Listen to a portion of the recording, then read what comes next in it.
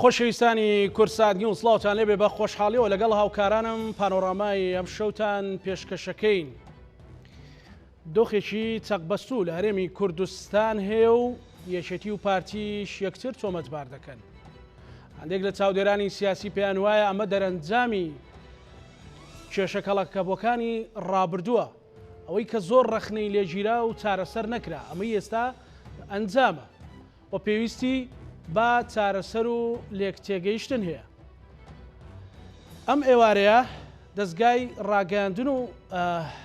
ڕاگەاندنی پارتی دموکراتی کوردستان بەیانێکی توندی ئاراستەی یەکێتی کرد. بە جۆرێک باس لە کۆمەڵێک بابەت دەکات کە بۆ یەکێتیەکان چاوەڕوان نەکراو و باز لەوە دەکات کە سلێمانی لەلایەن یەکێتیەوە سزا دەدرێت و یەکێتی لەگەڵ ئەوانەی کە موشک و درۆن ئاراستەی هەولێر دەکەن دەستی خستۆتە ناو دەستی یەک. ئەمەش لە دەرەنجامی ئەوەی کە لە بەرەنجامی وتارێکی ئەندامێکی مەکتەبی سیاسی یەکێتی کێشەکان چۆن چارەسەر دەبن، چۆن قەیرانە کەڵەکەبووەکانی سەرشانی خەڵکو و سەر قوارەی هەرێمی کوردستان سوکتر دەکرێن و چارەسەر دەدۆزرێتەوە.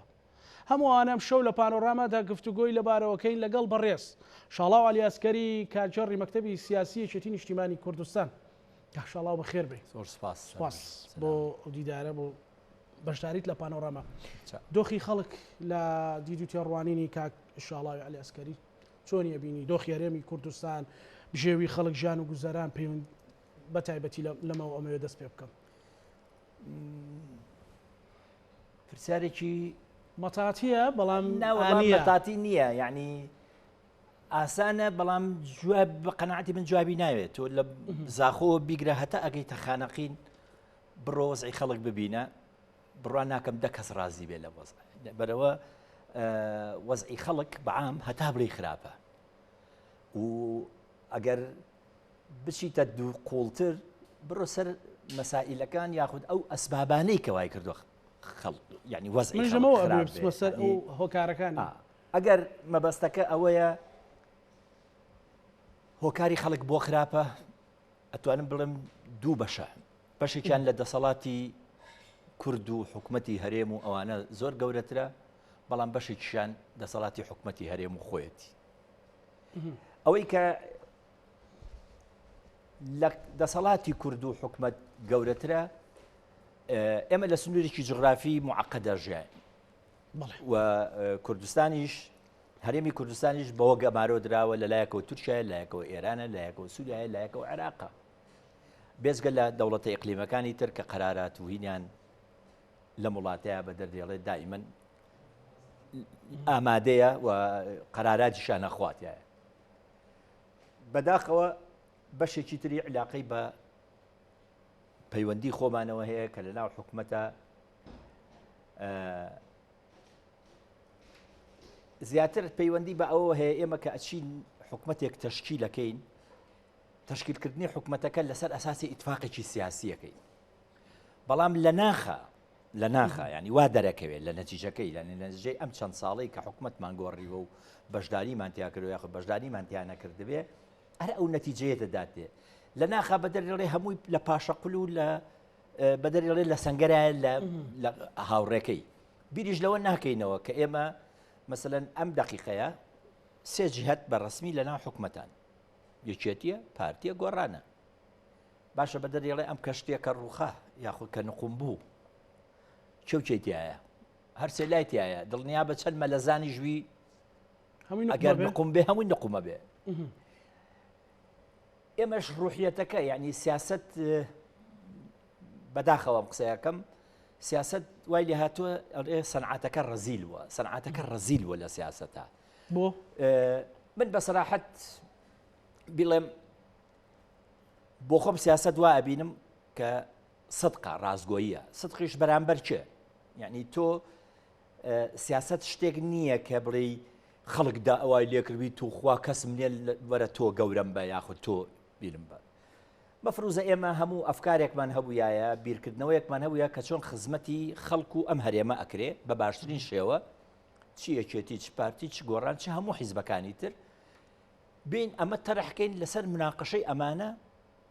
بين منافسة بكين بو خدمت كردني خلق يعني لنتيجة تحصيل حاصلي شري همو لا كان خلق استفادة لك بلان بعكسه ام عمليه استاوها جعلهم بعكسه اما تشيكين يعني اما وما لها تو زوربي امبارتانا خلق ببشك لهيني خويا زاني يعني ملاحظه كرد مدتك لما بيش براسي كردستان هم تحزبي كردبو هم تحزبي كردو بيش جابوا نوي قران تقريبا اكثريتي يعني شتي ويان بارتي ويان بشك الاسلامي كان خلق هم تحزبي كردبو وما ليه كردن لخلق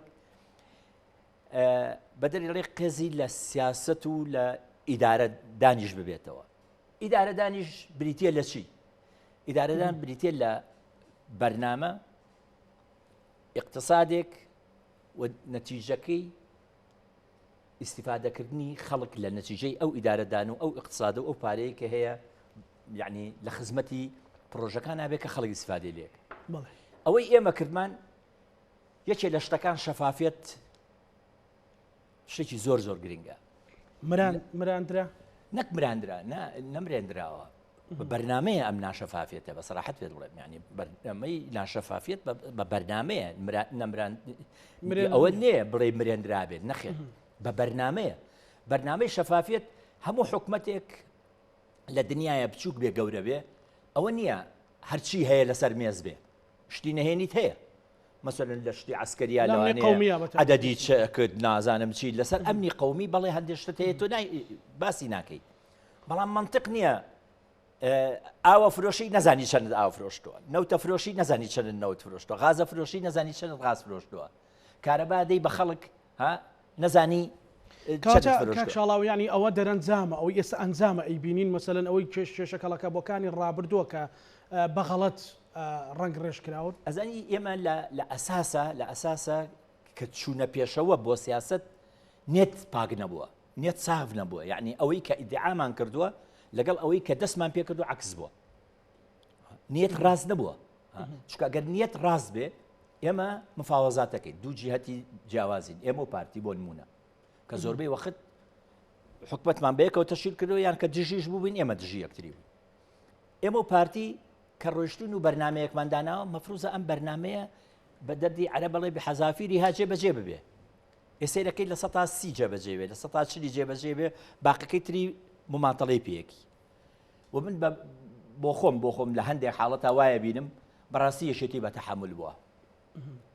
یەشێتی بە تحمل یەکێتی لەکوێیە بۆ مەسەلا تحمل یەکێتی لە ئەوە بووە من بۆ خۆم قەراردەر بوومایە لەو وەزعانەیە مەسەلەی وازم لە حکومەتەکە هەیە لە زۆر جار کە بڕیارەکانم جێبەجێ نەکرێن کە ئەو ئیتفاقە سیاسانەی کە هەیە جێبەجێ نەکرێ زۆر دەبێت بوو وازم لێ هێنا دوایش کە دێتە سەر حاڵەتێک ئێمە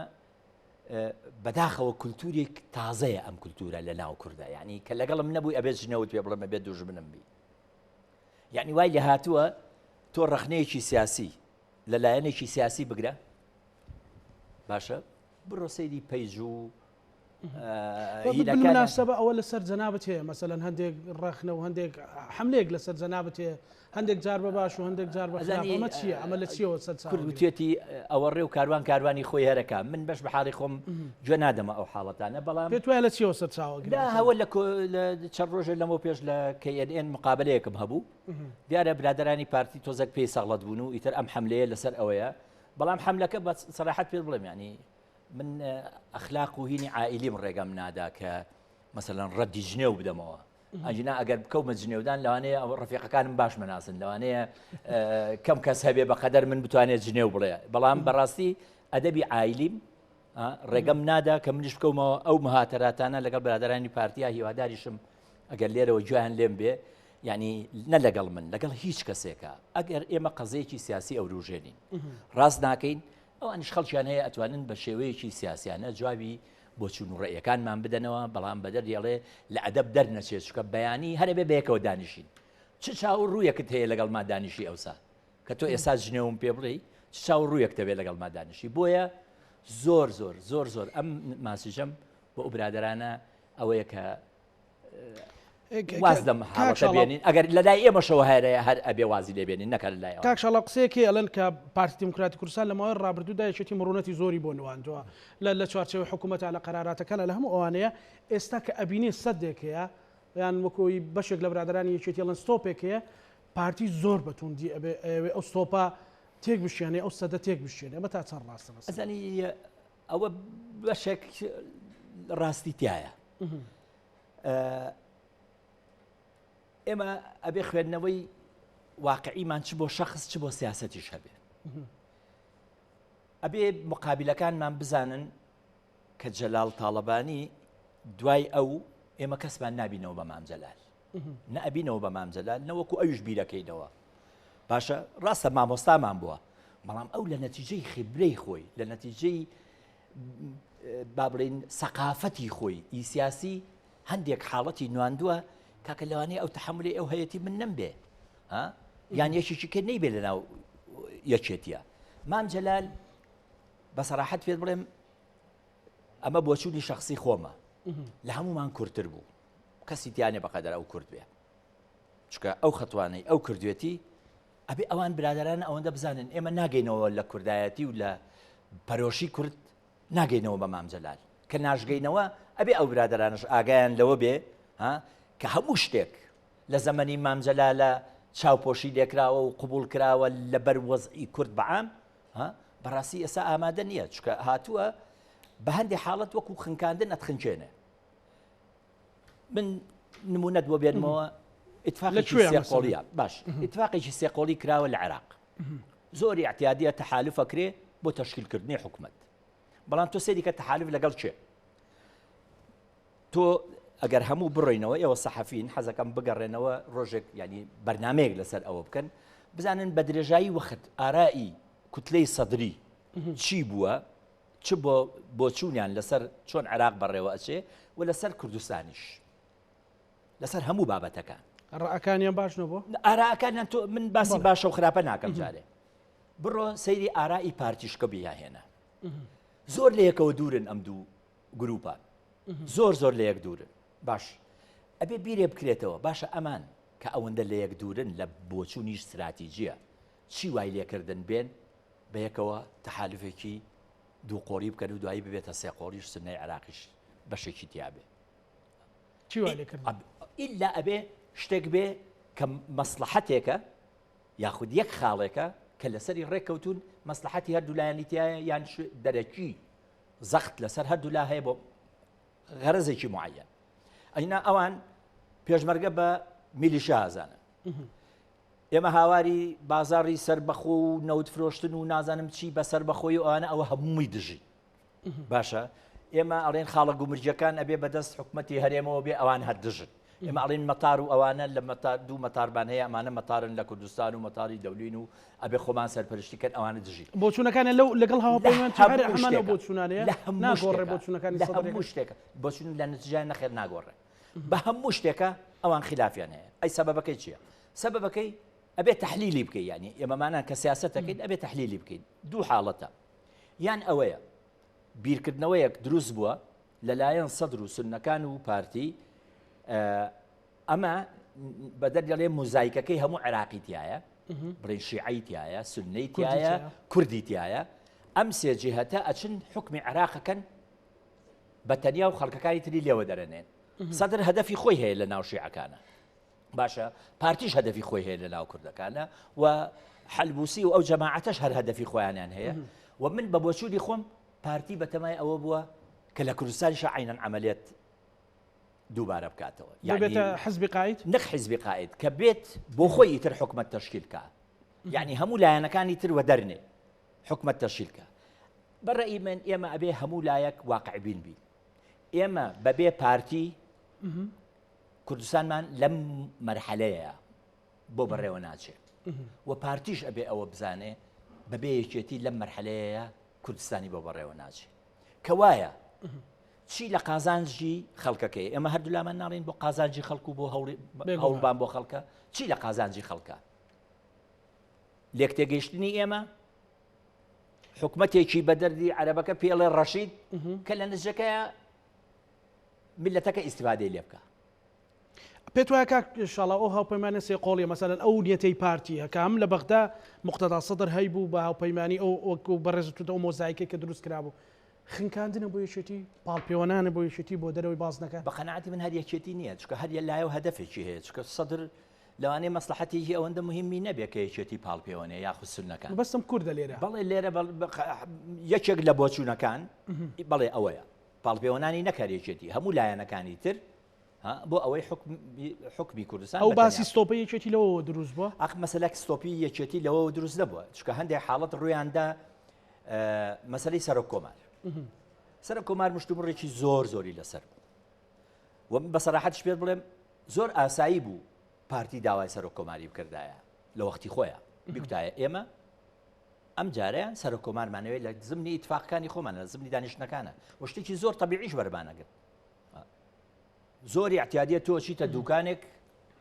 پارە ئەدەیت بە دەردێڵێ شتێک وەرەگری یان جاران کە شتە گۆڕدرایەوە دراو ئەوەندە نەبوو مەسەلەن گەرمیان بەترێ گۆڕێەوە بە نازان چیە گۆڕێەوە یعنی زۆری احتیادی بوو پارتی داوای ئەو پۆستەی بکردایە بیان وتایە ئێمەمانەیە و پۆستەمان لەلابێ زۆر ئاسایی بوو ئێمە مقابلی ئەو پۆستە کە ئیتیفاقمانە کرد ئەمان توانی شتی تریان لێ بسێنی سەرۆکی هەرێممان لێسەن سەرۆکی وزەرامان لێسەندن یعنی زۆر عملەتێکی زۆری احتیادی بوو بەڵام کە نیگەرانیکە لە چیەوەیە نیگەرانەکە لەوەوەیە ئەوان ئیحایەکیان بە ئێمەدا دووسێ ئیحایان بە ئێمەدا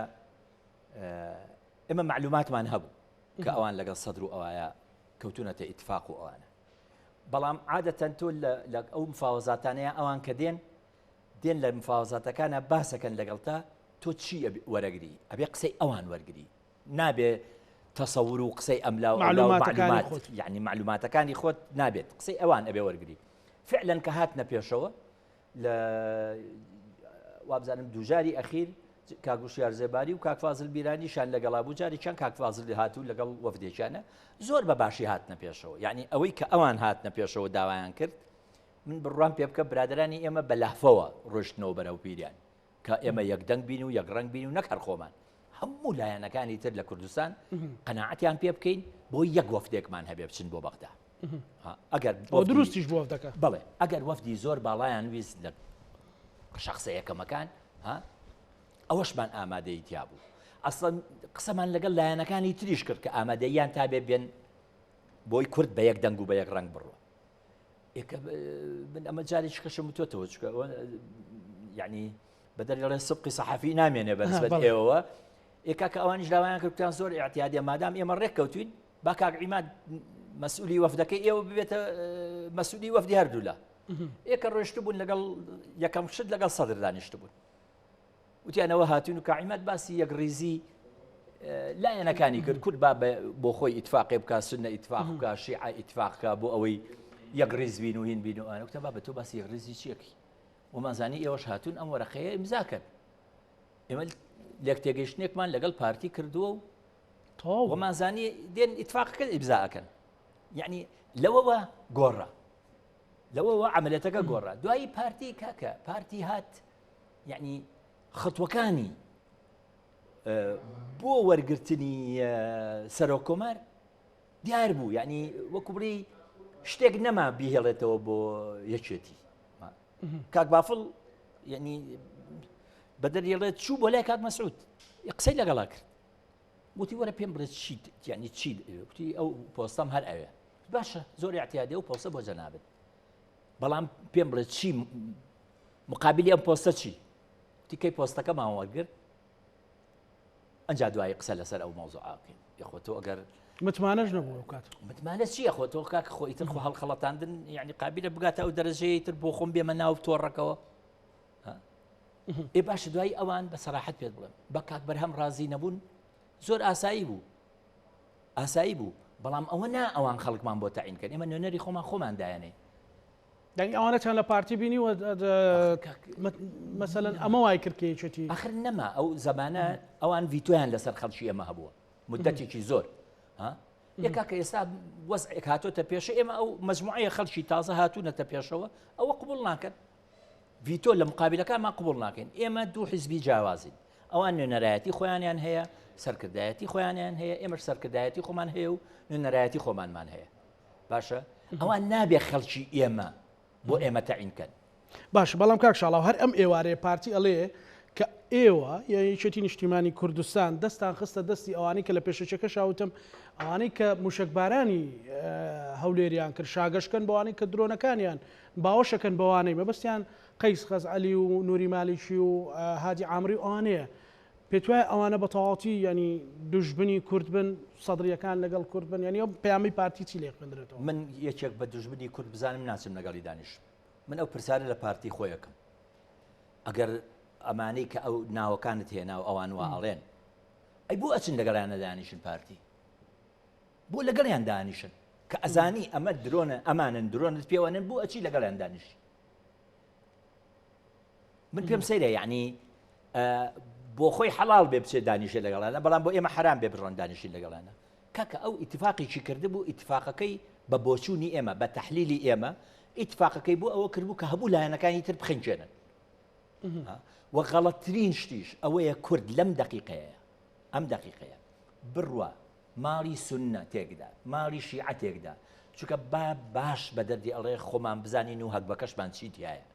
ئێمە نەهێزێکی ئەوەندە بەقوەتین کە دەرەقەتی کێشەی ئیقلیمی بین حتا لە عێراقجا دەرەقەتی عێراقیش ناین بە سەراحەت پێ بڵێم غەڵەتە ئێمە ببینە تەرەف لە شەڕی شیعە و شیعە لە شەڕی سونە و سونە چونکە ئەو ئاگرە دڵنیابن کوردستانیشی پێوە ئەسووتێ هەر ئەوە نییە جنوب و سامەڕا و کەربەلای پێوە بسووتی زۆر باشە لە پەیامێکی تریا بەردەوامی پارتی ئێستا لە دۆخی خەڵک دەستمان پێکرد ئەڵێ کە سلێمانی لەلایەنیشێتیەوە سزادرێ ئێوە کە داهاتی دەستا مەسەر داهاتی سلێمانی داگرتو ئێوە کو مەبەستم یەکێتی نەک مەبەستم جەنابەت بێ دەستا مەسەر داهاتی سلێمانی گرتووە موچە نادەن بە خەڵک بێ ئومێدەکەن ئەمە تەنها لە سلێمانی هەیە یان بەڕاستی یەکێتی ئەوە کە ئێوە ئەوەتان کردووە ئەنی پێم خۆشە پەیامێکی ڕوون و ڕاشکاو لە کاک شاڵاوی عەلیاسکەر من طبعا کە قسەکان مەکەم زیاتر بۆچوونی شخصی خۆمان چکە من وتەبێژی یەکێتی نیم یعنی ئەکید بەڕاستی من لێک ناشارمەوە ئێمە دەمێکەیە کە ئەو سای کە دوو ئیدارە بووین تقریبا بە حسابی ئومە متحیدە و ئەوانە کە تەقسیمیان کردبوو لای پارتی لە 153 خەڵکو و ئەرز لەوەیە لای بڵین لە سنووری ئەو سای یەکێتی لە 147 بوو بۆیە حتا مەسائلی مادیش تقریبا بەو شێوەیە تەوزیع بوو من ئەوەندە جوابی ئەو مەوزوعە ئەدەمەوە کە ئەوان ئیتیهامی یەکێتی ناکەن زۆر ئاساییە من ئەو قسانی کە ئیکەم یان ڕاستەکەم یان درۆکەم هیچ حاڵەتی ناوەڕاستی تیانە فەرموو با شەفاف بدەوان بێن پێمان بڵێن دەخلی کوردستان بەدەردێڵێ لە ئەیەوە بۆ زێتی چەندە وەنیە چەندە لە 143کەی ئایا لە سلێمانیان سەرفەکرێ ئەگەر لە 143 سەرفکرا ئەوە منم درۆکاکەم ئەگەر کەمتر بوو ئەوە دڵنیا بە ڕاستەکەم بابێن هەموو دەخلەکە ینی ناکرێ ناکرێەوەی ئێوە تێبینیتان کردو مەسەلا لە نەوتا لە هەر ئەوەندە ئەڵێم دەخلی نەوت چەند دەگەڕێتەوە بۆ وەزارەتی مالیە مەفروزە دەخل هەمووی لە وەزارەتی مالیە بێ ڕاستە ئامر بسەرف ڕئیسی وزەرایە بەڵام ئەگەر دینارێک هەبێ و 100,000 دینار هەبێ ئەبێ لە ناو ئەو ئەرقامانە لە وەزارەتی مالیەیە هەبێ وەزارەتی مالیە خۆی ئیعلانێکە خۆ من نیم ئیعلانێکم خۆی ئیعلانێکە ئەڵێ ئەوەی کە هەیە نسبەتێک پارە مەدەنێ بۆ پڕکردنەوە بۆ معاش باقیەکەی تری هیچ ئاگام لێ نییە بابێن ئەو ئیتیهامەی کە ئەوان یەکێتی ناکەن ئەڵێن قوتی سلێمانیە بە زۆر احتیادیە با بڵێن بۆ ئەوەی ڕاستکەن بابێن پێمان بڵێن دەخلی کوردستان لە هەموو شتەکانە لە گەنمەوە بۆ نەوت چەندە 10 دینارە ئەم 10 دینارە چۆن سەرف کراوە ئەگەر 53 بۆ هەولێر و دوهۆک و ئەو دوو 57 بە 43 57 بە لا نا 47 بە 53 ئەگەر وا تەوزیع کرابوو ئەوە دیارە ئێمە درۆکاکەین و خەڵک حەق خۆیەتی لێمان قبوڵ نەکە بەڵام ئەگەر وانە بوو لەو دەخلەیە کاکە ئەوە من دوێنێ شتێکم دیت کابرایەک جوابی منی داوەتەوە ئەڵێ سەرۆکی حکومەت تاتووە ڕێگای 100 مەتری لە سلێمانی کردوێتەوە کاکە ڕاستەکەی کردوێتەوە وایە هاتووە ئیفتتاحی کردووە بەڵام خۆ نەبوو تورەکەی پارێت بەشانی خۆیان بێنە و لە لای حکومەت و بێ لێرە داینێ بڕێ ئەمە پارە بۆ 100 مەترێکە لە دەخل و لە هینی سلێمانی ئەو جاردە 100 مەترەیەکرێ ئەو مەشروعانەی کە لە منطقەی سلێمانیە کرێ لە چی ئەکرێ لەو دەخلەی کە لە سلێمانیا هەیە ئەکرێ ئەمە هۆکاریوەی کە پارە من نازانم بەسەراحەت پێ بڵێم نەحیسابیم مەسەن ئەوەی لە ڕۆ سیاسەکەەوە بیسپێتت مەسەن نەڵێن یەکێتی بانقەکانی بەتاڵ کردو موچە نادا بە موچە خۆرەکانی عفو بکات ینی بانک ئەزانی چی خەڵک ئەبێت تۆزێک منطق بیرکاتەوە بانک ئەمە پارتی وە ئەڵێ لە ئاستی باڵای باشە ئەبێ یان لە جەهلەوە بێ یان ئەبێ دلیلی هەبێ دلیلی هەیە با بڵاوی کاتەوە چونکە بانک شتێک نییە بانک ڕقەمە و ئەمر بسەرفی هەیە چونکە ئێستا من تەقدیم نەکرد کە کارژێڕی مەکتەبی سیاسی بڕۆم 10 دینار لە بانکێکا دەرهێنم تۆ مدیری بانکەکە بی ئەبێ ئیمزایەک هەبێ کە ئەو 10 دینارە ئەچێتە دەرەوە و ئەبێ سلاحیاتی ئەو کەسە هەبێ ئەجینان ناتوانێت سەرفیکە قابلی مناقەشە نییە مستحیلە هیچ کەسێک بتوانێت پارە لە بانک بێنە دەر ئەوە جایە تۆ بە کلاشینکۆڤەوە بچیتە سەر بانکێک و بڵێ وڵایی ڕوتێکەمەوە بانکەکە هیچی تیانەڵەوە مەوزوعی چکێ بەڵام دەرهێنانی پارە و دیارنەمانی لە بانکە قابلی مناقەشە نییە بانک کە پارە دێتە ناوی بە ڕقم دێتە ناوی وەکە ئەشێتە دەرەوە بە ئامر بسەرفە چێتە دەرەوە دروستە ئەمە لە ڕووی ئوسوڵی بانقیەوە بەڵام ئەوەی کە هەستی پێەکەن ئێوە یان ئاەک بێ بۆ یەکێتی نیشتیمانی کوردستان و خوێندنەوەتان لێ کردبێوێ لە بەرمەبنای ئەو کێشانی کە دروست بووە لە سەرۆ کۆمارەوە بۆ کۆمەڵێک پرسیتر کە نەچوونە ژێرباری پارتی وکو خۆتان وتان و ئیرادەتان تەسلیمی هیچ هێزێک ناکەن ئەمەیان بۆ دروست کردوون ئەزانی من ئەوەشیان ناڵم خۆی بەدەرێڵێ هەستەکەن خەلەلێک لە شوێنێک هەیە چونکە هەر کوردستان لە کوردستانە هەر سلێمانی نییە بۆ ئاگاداریت ئەو مەسەلەی سیولە هەمووی هەرێم بەعام یعنی نقصانی لە سیولایە هەیە خەلەلێک هەیە لە شوێنێکە بەڕاستی نەبۆ خۆم وەکو با بڵین خوێندنی وەکو شارەزایەتیم لە شتی مالیە هیچ شتێک نییە و ئەوەندەم نەخوێندەوە هەتا لە مەسائلی مالی بزانم ئەوانە من ئەگەر هەر قسەی شتیا بکەم جێڕانەوەیە لە یەکێکیکە و لە هیچکە و لە هیچکەوە بەڵام ئەم عملێتە بە قەنەعەتی من علاقەی بە حکومەتەوە هەیە علاقەی بە حکومەتەوە هەیە حکومەت ئەبێ بۆ خۆی ئیتیهامی یەکێتی ناکەن یفەرمو تۆ سەرۆکی حکومەتەکەی بڵێ خەڵچینە پارەکان دەرهێنە بڵێن زائید ناقص ئەمە لە یەکەوە بۆ دە ئەوەندە دینارەمان هەبووە ئەوها سەرف کراوە ئەوەندەی بۆ سلێمانی هاتووە ئەوەندەی بۆ هەولێرە ئەوانەش سەیری کرد بزانن سلێمانی چی لە پارەکان کرد یعنی عملەتیشی بە قەنەعەتی من ئاسانە ئیتیهامکردن زۆر ئاسانە یعنی بەجددی یعنی لە ئیتیهام ئاسانتر نییە باشە لە جنێو ئاسانتر نییە بەجددی یعنی نییە یعنی نییە لەوە ئاسانتر نییە بۆیە من ڕئیم وایە نەحکومەت دارێتی بەم ئوسوڵە ئەکرێ نەسیاسەتیش بەم ئوسوڵە ئەکرێ و مغامرەکردن بە کیانی فیدرالی هەرێمی کوردستان یاریەکی خەتەرناکە من لێت ناشارمەوە ڕێی خۆمە هەموو نەیارەکانمان بە جیرانەکانیشمانەوە ئەو ڕۆژیان داوایە کە ئەم کیانە نەمێنێ بەڵام چێ نەهێڵێ خۆمان نەهێڵین ئێستا ئەوە هەیە دەستی پێکردو بە قەنەعەتی من بڵێ ئێمە وەسعێکی سیاسی نێودەوڵەتی دروست بووە بۆ هەرێمی کوردستان بۆ کورد بەعام بۆ کورد بەعام و توانیشمانە لە یەکگرتنێکە کە جەنابی مامجەلال لە ژیانە بوو توانیمان لە بەغدا لە دەستوری عێراقیە ئیمتیازات و وینێکی زۆر بۆ کورد ئایا بکەین و ئەم کیانەش بە شێوەیە لە شێوەکان بەواسەی ئەو دەستورەوە مەحفوظە و شوبهە ئیعترافێکی دەولیشی پێکراوە ئەمە بە یەک شت نامێنێ بە شەڕی خۆمان نامێنێ من بەداخەوە ئەمە بادرەی ئەوە ئەبینم وەکو شاڵاو بادرەی ئەو عەمەلەتە ئەبین ئەوە ئەبینی ئێستا لە چیەوەیە لە عینادی پارتیەوەیە یان لە زەعیفبوونی یەکێتیەوە باوکی باوکەکەم لە سیاسەتە ئەوە نییە وەڵی نابێ قسەی من لە ئەرز درێ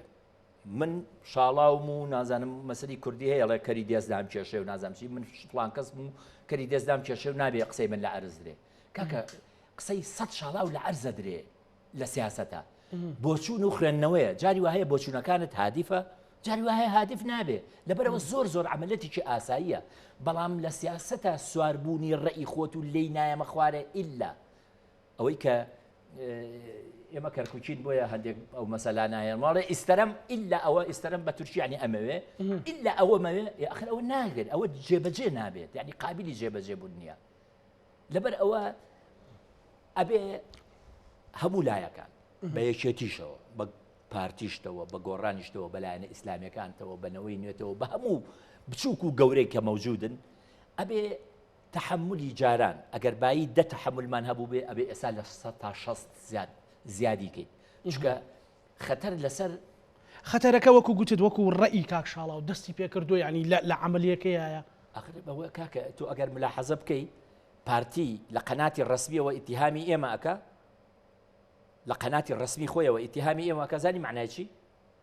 معنای بدایەتی دەستپێکردنی لێکترازان لێکترازانیش با بە سەراحەت پێ بڵێم ئەوە نییە کورد ئەوەندە دیموکرات و ئاشتی خواز و ئەوە نییە دوو ئیدارەی یعنی شەڕ لە منی وەرگرە قەت قابلی مناقەشە نییە دوو ئیدارەی یعنی شەڕ ئێمە بمانەوێ یعنی شەڕمانەوێ پارتی بێوێ یعنی شەڕێوێ قەت قابلی ئەوە نییە وەڵی کاکە تۆ لە ماڵی خۆت و من لە ماڵی خۆم یەکتریمان بینی سەلام عەلەیکم منە فەسەی هی نەکەین چێ لە منتیقەی خۆیان خزمەت گوزاری باشترە ئەوە نییە لە ناو کوردە کاکە دیموکراتی نزیک بۆ تۆ لەوە بەڕاستی وەکو شاڵاو ئەڵێم بەڵێ وەکو شاڵاو وەکو ڕێی شاڵاو وەکو خوێندنەوەی خۆم ئەوەندەی لە سیاست بزانم ئێمە لە مەرحەلەی بدایەتی ئەوە مەسئولی ڕئیسیە بەرپرسی سەرچێ لەوە لە دروستکردنی و دۆخە من بەڕقم بێتە خوارەوە بەڕقم دێم من ناڵم یەکێتی محەممەدی مەهدیە ئێمەش محەممەدی مەهدی نین یعنی ئێمەش ئەتوانم بڵین بەشدارین لە هەندێک شتا بەڵام ئەگەر واقعت دەوێ تۆ سەیری ستراکچەری سیاسەتی کوردستان بکە بە درێژایی تاریخی تازە با لە 76ەوە بێت لە لای یەکێتی جەلال تاڵەبانی سکرتێری ئەم حیزبە بووە و ڕەمزی حیزبەکە بووە لە لای پارتی مەسعود بارزانی ڕەمزی بووە دوایی بەشێک لە یەکێتی جیابەوە نەوشیروان مستەفا بوو بە ڕەمزی بزوتنەوەی گۆڕان و ئیدیک بە بۆچوونی خۆم یەکێک لە بەبەختترین زەلامەکانی ئەم دنیاە کاک مەسعود بارزانیە بۆ با پێت بڵێم چکە هیچ بنافسێکی بۆ نەمایەوە جەنابی مام جەلال نەخۆش کەوت و مرد کاک نەوشیروان نەخۆش کەوت و مرد بە تاقی تەنیا خۆی مایەوە ئەم تەباییە ئەم یەکبوونە بە ئەوە کرا کە سەرپەرشتی بکە چکە بۆ لە زەمانێک کە مام جەلال لە ژیانە بوو لە سیاسەتا بوو کاک نەوشیروانی لە سیاسەتا بوو منافسەکەیان کێ بوو کاک مەسعود بوو ئێستا ئەمان نەماون لە سیاسەتەکەیە ئەم ئەگەر بیتوانێ گەورەی خۆی بە نەوعێک بنوێنێ کە ئەیتوانی بە قەناعەتی من بە نەوعێک لە نەوعەکان یەکێتیش و گۆڕانیش ئەیتوانی کاریگەری قەراری سیاسیشی لەسەران هەبێ نەیکرد بە سەراحەت پێ بڵێم نەیکرد تۆ مام جەلال نەخۆش کەوت و ئەبری خوای کرد چەند جار هاتت سەردانی یەکێتی بکە هەر سەردانی خێزانەکەی بکە کە سوکارەکەی بکە ناڵێ برامە نەیگوت برامە تۆ خوا نەخواستە براکەت بمرێ ئێ نابێ بڕی سەردانێکی خێزانەکەی بکەی بڵێ ئەرە سەلام عەلەیکم عەلەیکم ئەسەلام ئەو داواکردنەی کە کاک مەسعود ببێت بە کۆکەرەوە یان تەبە لە نقطەی قووەت یەکێتیەوەیە یان لە نقطەی زۆعفیەت تۆ با من یەکشێک پێ بڵێم خەڵک بوون بە کۆکەرەوە و بە براگەورەیەتی ئەوە نییە کە من تۆ بکەم بە براگەورە ئەڵێمەوە تۆ براگەورەی بەڵام کە بە قسەم نەکردی هیچ براگەورە نی براگەورەیەتی ئەوەیە کە خۆت بتوانی ئەوە تیابێ بە نەوعێک لە نەوعەکان ئەبێ فەرزکردنەکەی بە قووەت نا فەرزکردنەکەی بە قەناعەت پێکردنی مقابلەکەت کە تۆ ببی بە براگەورە ئێستا لە زۆر عایلەیە ئەگەر بینی بێتت یان بیست بێتت مەسەلەن سەرەکەی بە تەسەلسولی عایلی یەکێک براگەورەی عایلەکەیە کە باوکەکە نامێنێ سەرەکەن برای ناوەنجیان یان برای بچووکیانەکەنە براگەورەی خۆیان بۆ هەموویان گەشتنەوە ئەو قەناعەتە کە ئەمە بە ئیشەکە بەوەکرێ لەبەر ئەوە ئەمە گلەییە لە کاک مەسعود ئەمە گلەییە لە کاک مەسعود چکە نەیتوانی ئێستاش بە قەناعەتی من نەچووە بچێ کورد ئەبێ ئینقازیکەین ئەبێ ئەم کیانە موحەد بهێڵینەوە بەڵام بە ئینکاری ئەوان دڵنیابن بەو زەختە ئێمە سەرۆکی مرەشەحی خۆمان بۆ سەرۆکایەتی جمهور ناگۆڕین بە زەخت نەکەرە پرسە لە هەموو پرسێک کە بە زەخت بێ نایکەین کاکە تۆ جیای لەگەڵ منە باوکی باوکەکەم تۆ جیاوازی لەگەڵ منە تۆ ناتوانانی زەخت لە ماڵی ژیرانەکەت بکەی بڵێ وڵایی ئەبێ ئەم شەو شۆر با ساوەڕ بخۆن ناتوانانی خۆی قەرارەدا چی ئەخوا چی ناخوا بەڵام ئەتواندرێ بە عیلاقات و بە دۆسایەتی بڵێ با بە ساوەڕ لە نەتیجەکە کاربۆهیدراتیش لەوانەیە بە شەو ببێتە شەکر و نازانم چی لەوانەیە بە وست بە قەناعەتی پێ ئێوە ساوار لێن و ئێمە عملێتەکە بە سەراحەت پێت بڵێ بۆتە حاڵەتێک ئێمە مناڵ بووین یاریەکمانە کرد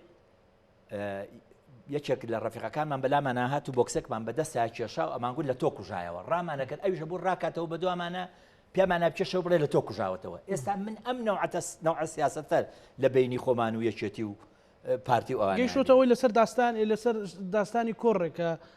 بۆ یەکێتی ئەڵێ من کردم پارتی ئەڵێ من کردم و لە ئاستی باڵا هاتوونەتە سەرخەت و مەسەلەن یعنی پێتوانی ئەمە بەرەو هەنگاوە بەرەو تونێلێکی تاریکتر لەوەی کێز من ئەو ڕێی خۆمم دایتێ ئەڵێم ئەمە من وەکو شخص وای ئەبینم کە بیدایەتی دەستپێکردنی ئەوەیە ئەم دەستپێکردنە خوا نەخواستە ئیشەڵڵا قسەکەم نایەتە دی و درۆشم کردووە ئیشەڵڵا نانە دوو لە من نا حەزەکەم لەم مەوزوعە درۆ بکەم چکە بەڕاستی نامەوێکیانی کوردی نەمێنێ بەڵام ئەگەر ڕاستکەم ئەمە بیدایەتی تێکچوونی ئەزمموی کووردە و یەکشیش پێ بڵێن هەتا ماوە مەرحەلەی ڕزگاری نیشتیمانی بە شەڕ کۆتایی هاتووە بە دیموکراتێتیش دیموکراتیت ئەوروپا 600 ساڵ ممارەسەی دیموکراتێتی کردووە مێزی خڕ باشە لە بریتانیەکانەوە دروست بووە باشە 600 ساڵ زیاترە بۆتە ئوستورە بەنسبەت ئەوانەوە باشە کە دیموکراتێتیان هەبووە دیموکراتیت ممارەسەیە ئێمە ممارەسەی دیموکراتی ئێمە دروشم نییە بەسەقەتی هەمووی دە 15 ساڵێکە بەسەقەتی دە 15 ساڵێک ئەو قبول نەکردانەی یەکێتی ئەو وەستاناوانەی یەکێتی تا ڕادەیەک ڕەنگە لای خەڵکی بۆ بە چاودێر بێت بەسەرتانەوە حەزی لێبێ بۆی دۆخی کوردستان لەوە ناهەموارتر نەبێ بەڵام بتمانەیان نییە تاسەر بێ تاسەرە بێ مەسەلەن قبول نەکردن بەرامبەر کۆمەڵێکشن مەسەلەن نوێترین بابەت غاز هاتۆتە پێشەوە خەڵگە نووسێ ئەڵێ بەخوا یەکێتی شلیەکە و غازەکەش بە دەردینەوتەکە ئەڕۆژەکانی چونکە خەڵک ئەزممویشی تاڵی هەیە لەگەڵ کۆمەڵێک بڕیاری کۆن لە مەسلەی ئابووری سەر بەخۆ بگرێ بۆ ڕیفراندۆ بۆ کۆمەڵێک بابەت خەڵک حەق خۆیەتی هەرچیمان پێ بڵێ ئەتوانم بەش بە حاڵی خۆم لە 1990 قسەی خەڵک بە حەق بزانم ئەتوانم بڵێم لە 1990 قسەی خەڵک حەقە بەڵام بە سەراحەت پێت بڵێم نەوت ئی پارتیە نەغازیژی یەکێتیە باشە کاکە نەوت و غاز و سامانی ئەم وڵاتەیە ئەم وڵاتەش ئیکێیە خەڵکەکەیە من لە مقابلەیەکە لیان پرسیم خەڵکت خۆشترەوە یان خاکەکەت وتم هەموو خاکەکەمەکەم بە قوربانی یەک ئەندامی کوردێک چکە کە کورد نەما خاکەکەم چێ دێتە ناوی یان فارس دێ یان تورک دێ یان عەرەب دێ ئەوانە دێنە ناوی ملەتەکەم بەلاوەمەوە کاکە هەرچی سەروەتی ئەم وڵاتە هەیە سەر ئەرز و ژێر ئەرزی ئی هەموو خەڵکە